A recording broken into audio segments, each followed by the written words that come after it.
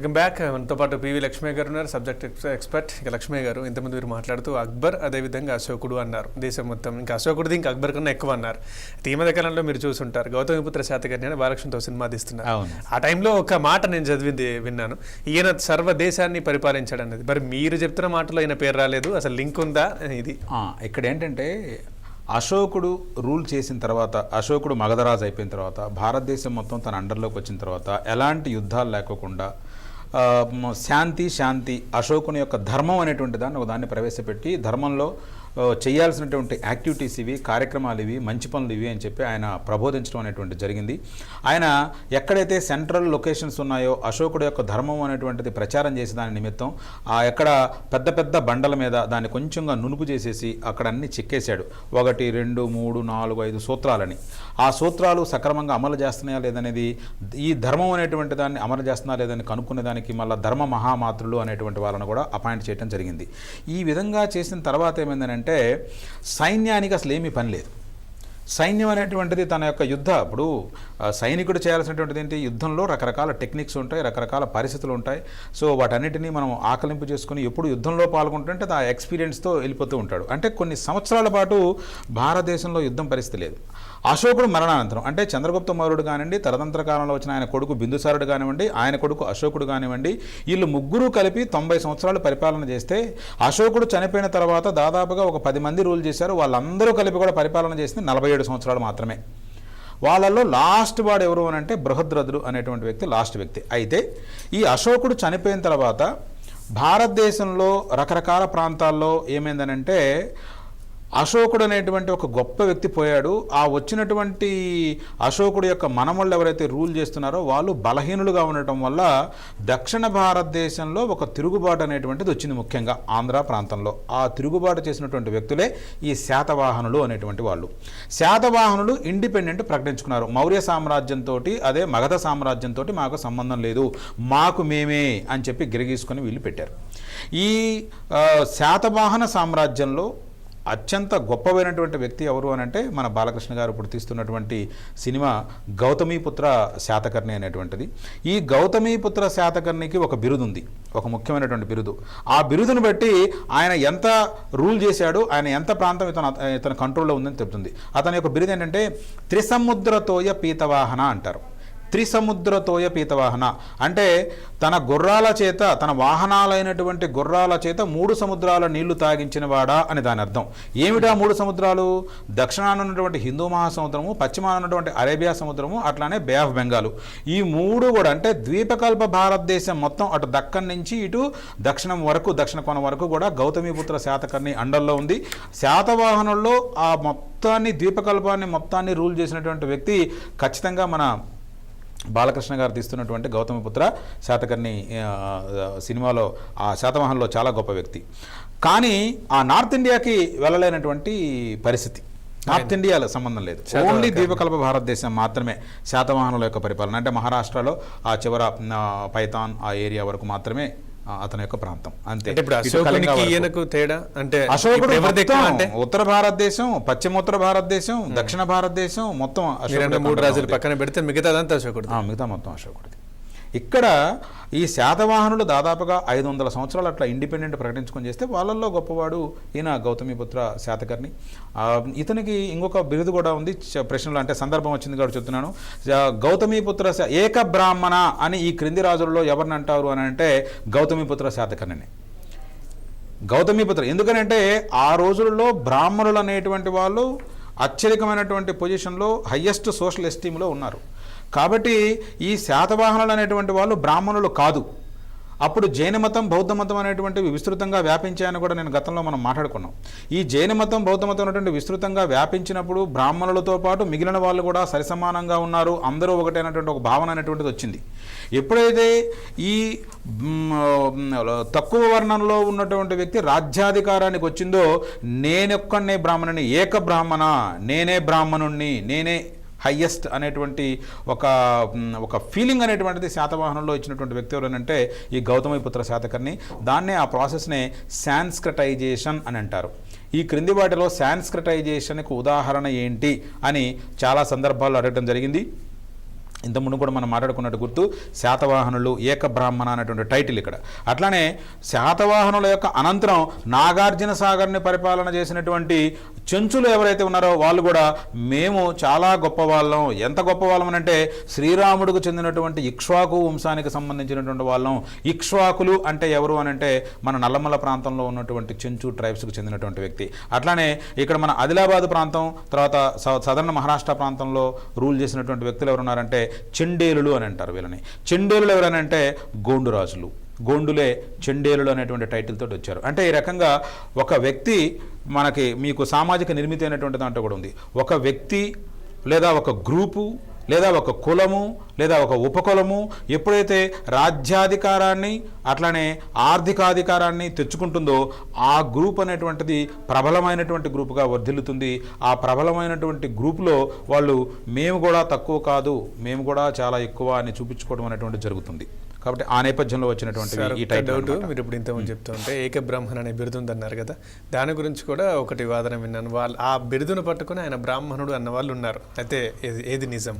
ఇది ఇక్కడ మనకి పెద్దవాళ్ళు చెప్తారు జగమెరిగిన పూజారికి అంటే ఏ బ్రాహ్మణుడు కూడా నేను బ్రాహ్మణుణ్ణి అని చెప్పి తిరిగేటువంటి కార్యక్రమం ఉండదు. ఏక బ్రాహ్మణ అనే టైటిల్ ఇచ్చుకున్నారు అని అంటే ఖచ్చితంగా అక్కడ ఉన్నటువంటి చరిత్రకారుల యొక్క అభిప్రాయం ఏంటంటే వాళ్ళు బ్రాహ్మణులు కాదు, అయితే బ్రాహ్మణుల యొక్క అంతస్తుకి వాళ్ళు చేరారు కాబట్టి ఈ సాంస్క్రిటైజేషన్ సంస్కృతీకరణ అనేటువంటి నేపథ్యంలో వీళ్ళని చేయటం అనేది కానీ అది బ్రాహ్మణులు అనేటువంటి వాళ్ళు కాదు. మన ఈ కన్సాలిడేషన్లో మనం మాట్లాడుకుంటున్నాం. అంటే ఉత్తర భారతదేశం మొత్తాన్ని రూల్ చేసినటువంటి పరిస్థితి మనకు అశోకుడు ఉంది. అశోకుడు తర్వాత చిన్న భిన్నమైనటువంటి పరిస్థితి అయిపోయింది. ఎప్పుడైతే శాతవాహనులు అనేటువంటి వాళ్ళు దక్షిణ భారతదేశాన్ని మొత్తాన్ని ఆక్రమించుకుంటున్నారో మరి ఉత్తర భారతదేశం పరిస్థితి ఏంటి? పశ్చిమోత్తర భారతదేశం పరిస్థితి ఏంటి? మగధ అనేటువంటిది కేవలం బీహార్కు మాత్రమే పరిమితం అయిపోయింది. ఆ బీహారులో నీకు కేవలం ఈ పుష్యమిత్ర శృంగుడు అనేటువంటి వాళ్ళు ఈ బృహద్రథుడిని చంపేసేసి ఆ రాజ్యానికి రావటం, శృంగవంశాన్ని స్థాపించడం, ఆ తర్వాత వాసుదేవ కన్వుడు కనవంశాన్ని స్థాపించడం జరిగితే మిగతా పశ్చిమోత్తర భారతదేశం మొత్తాన్ని కూడాను ఫారినర్స్ వచ్చి రూల్ చేసినటువంటి పరిస్థితులు ఉన్నాయి. అంటే ఫారినర్స్ రావడం అనేటువంటిది భారతదేశానికి ఆధునిక యుగంలో కాదు, ప్రాచీన యుగంలో మౌర్యుల యుగము అశోకుని యొక్క అనంతరం జరిగినటువంటి కార్యక్రమం ఏంటంటే ఫారినర్స్ యొక్క ఎంట్రీ. ఒక్కళ్ళు కాదు, శకులు అనేటువంటి వాళ్ళు వచ్చారు, పార్థియన్లు అనేటువంటి వాళ్ళు వచ్చారు, కుషాన్లు అనేటువంటి వాళ్ళు వచ్చారు. సో వీళ్ళందరూ రకరకాల ప్రాంతాల్లో ఆక్యుపై చేసి మనకి భారతదేశం యొక్క పటం ఇది మొత్తం భారతదేశం అనేటువంటి పరిస్థితి లేకుండా చేయడం అనేటువంటి జరిగింది. ఆ తదనంతర కాలంలో మరలా గుప్తులు అనేటువంటి వాళ్ళు రావటం జరిగింది. రైట్ సార్, ఇక గుప్తుల కాలాన్ని స్వర్ణయుగం అంటారు అనేది చిన్నప్పుడు గుప్తుల కాలం ఖచ్చితంగా స్వర్ణయుగం అని ఎందుకంటారంటే అనేక రకాలైనటువంటి కార్యక్రమాలు శాస్త్ర సాంకేతిక రంగాల్లో కానివ్వండి, ఆర్థిక రంగంలో కానివ్వండి, అటు రాజకీయ రంగంలో కూడాను, మత రంగంలో కూడాను అనేక జరిగినాయి కాబట్టి దాన్ని స్వర్ణయుగం అనేటువంటిది అంటూ ఉన్నారు. గుప్తులు మరలా దీన్ని ఏంటంటే ఈ విధంగా ముక్కల చెక్కలైనటువంటి భారతదేశాన్ని మరలా కన్సాలిడేట్ చేసేదానికి వాళ్ళు ప్రయత్నం చేయడం అనేటువంటిది జరిగింది. ఆ విధంగా ఒక గొప్ప ప్రయత్నం చేసినటువంటి వ్యక్తే సముద్రగుప్తుడు అనేటువంటి వ్యక్తి. లాస్ట్ టైం మనం మాట్లాడుకున్నప్పుడు కూడా చెప్పాను, మతం గురించి నేను చెప్తున్నప్పుడు మతం కోసం చేస్తూ దక్షిణ భారతదేశంలో ఉన్నటువంటి దాదాపు 11 మంది రాజులని ఓడించేసి ఇతను హిందూ మతానికి సపోర్ట్ చేయమని చెప్పి గట్టిగా అడిగినటువంటి వ్యక్తే సముద్రగుప్తుడు. ఆ సముద్రగుప్తుడికి సంబంధించినటువంటి శాసనమే అలహాబాద్ ప్రశస్తి అనేటువంటి చెప్పాను. ఆ అలహాబాద్ ప్రశస్తిలో ఇచ్చినటువంటి ఓల్డ్ బిట్ ఇందాక మర్చిపోయినానని చెప్పడం. ఇక్కడ హరిసేనుడు అనేటువంటి వ్యక్తి దాన్ని రచించినటువంటిది. ఇక్కడ ఐహోల్లో మనం ఏదైతే రవికీర్తి అని చెప్పుకున్నామో అలహాబాద్కు సంబంధించి హరిసేనుడు అనేటువంటి వ్యక్తి ఆ శాసనానికి రూపకర్త అనమాట. అది సముద్రగుప్తుడికి సంబంధించింది.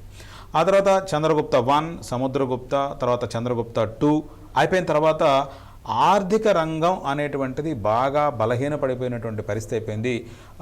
తర్వాత కాలంలో వచ్చినటువంటి గుప్తరాజులు తమ దగ్గర ఉన్నటువంటి పనిచేసేటువంటి వాళ్ళకి శాలరీస్ ఇవ్వలేనటువంటి పరిస్థితి. ఆ పరిస్థితిలోనే ఫ్యూడలిజం అనేటువంటి ఒక కార్యక్రమానికి కూడా అంకురార్పణ జరిగిందని మనం ఒక సందర్భంలో డిస్కస్ చేశాం. అంటే ఫ్యూడలిజం అనేటువంటి కార్యక్రమం భారతదేశంలో ఎప్పుడు జరిగిందంటే గుప్త యుగం చివరిలో వచ్చింది. ఫ్యూడలిజం అనేటువంటిది. అంటే తమ దగ్గర ఎప్పుడైతే ఖజానా అనేటువంటిది ఖాళీ అయిపోయిందో రాజు ఆ ఉన్నటువంటి భూమి మొత్తానికి సర్వాధికారి కాబట్టి తన వద్ద ఉన్నటువంటి భూమిని తన దగ్గర పనిచేసేటువంటి అధికారులకి ఇదిగో ఈ 10 ఎకరాలు, ఈ 20 ఎకరాలు, ఈ 30 ఎకరాలు, ఈ 40 ఎకరాలు నువ్వు తీసుకుని నువ్వు పని చేసుకుని దాంట్లో వచ్చినటువంటి ఆదాయంతో నువ్వు జీవిస్తూ నాకు సర్వీస్ చెయ్యి అని చెప్పడం అనేటువంటి పరిస్థితి వచ్చింది.